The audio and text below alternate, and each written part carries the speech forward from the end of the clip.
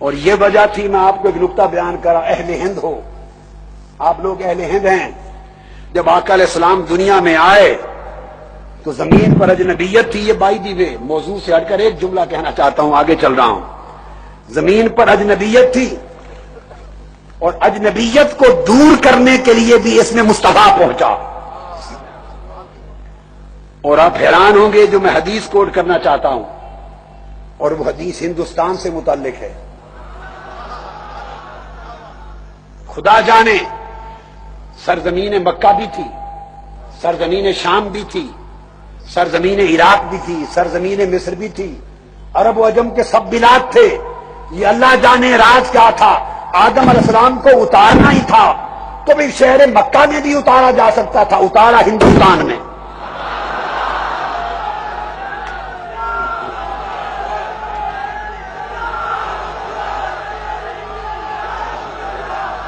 پہلے نبی کے پہلے قدم ہند کی زمین پہ لگے.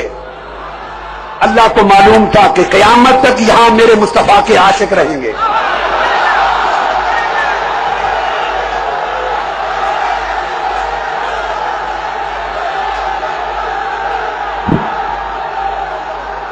حدیث سنیے، حدیث سنیے، گرم دے دو گرم. حضرت ابو ہریرہ رضی اللہ تعالیٰ عنہ روایت کرتے ہیں. کون؟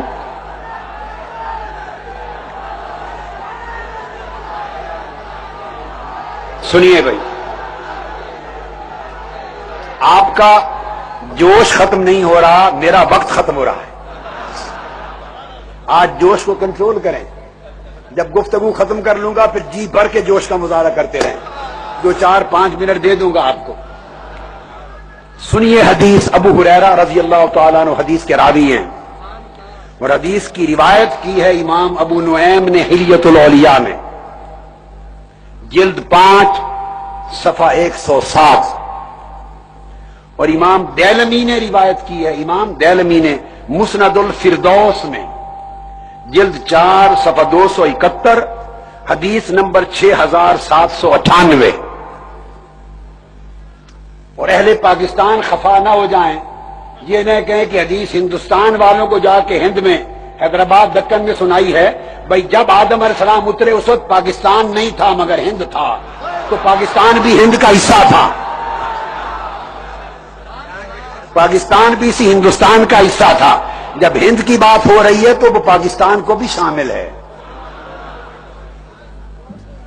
ایسے حاجی عبدالرؤوف صاحب کیوں ناراض نہ ہو جائیں کہ میں کیوں ٹی وی پر یہ نشر نہیں کرتا کہ پاکستان کا نام نہیں لیا، صرف ہندوستان کا نام لیا، بھلے اس وقت پاکستان بھی ہند کا حصہ تھا.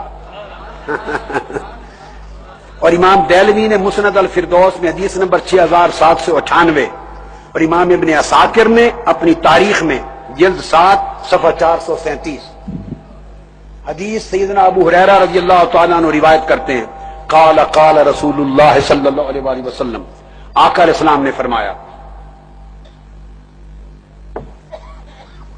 ہم اگر ہند والوں سے اور حیدرآباد دکن والوں سے اور بنگلور والوں سے اور بامبے والوں سے اور دہلی والوں سے اور بھوج والوں سے اور کچھ والوں سے اور بروڑا والوں سے ہم جب ہر ایک سے محبت کرتے ہیں تو یوں ہی نہیں کرتے، اس کے پیچھے ایک راز ہے. وہ راز یہ ہے کہ آقا علیہ السلام نے فرمایا نازل آدم بالہند، کہ آدم علیہ السلام ہند کی سرزمین پہ نازل ہوئے.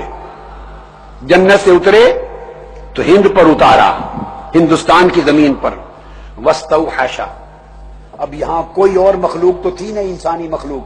پہلے فرد اترے تھے تو تھوڑے سے جب آپ اترے تو وحشت اور تنہائی سی محسوس ہوئی. جب تنہائی محسوس ہوئی تو رب کو پھر پیار آ گیا.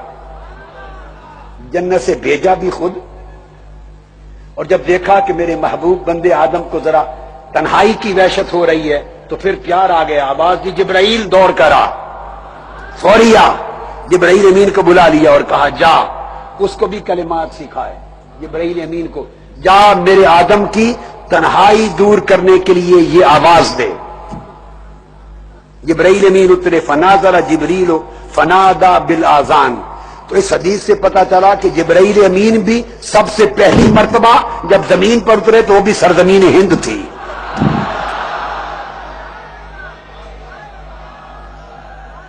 فنادا جبریل، اور ندا دی بالآذان، آذان کہی۔ تیسری بات، روئے زمین پر سب سے پہلی آذان کہی گئی، وہ بھی سرزمین ہند پر کہی گئی۔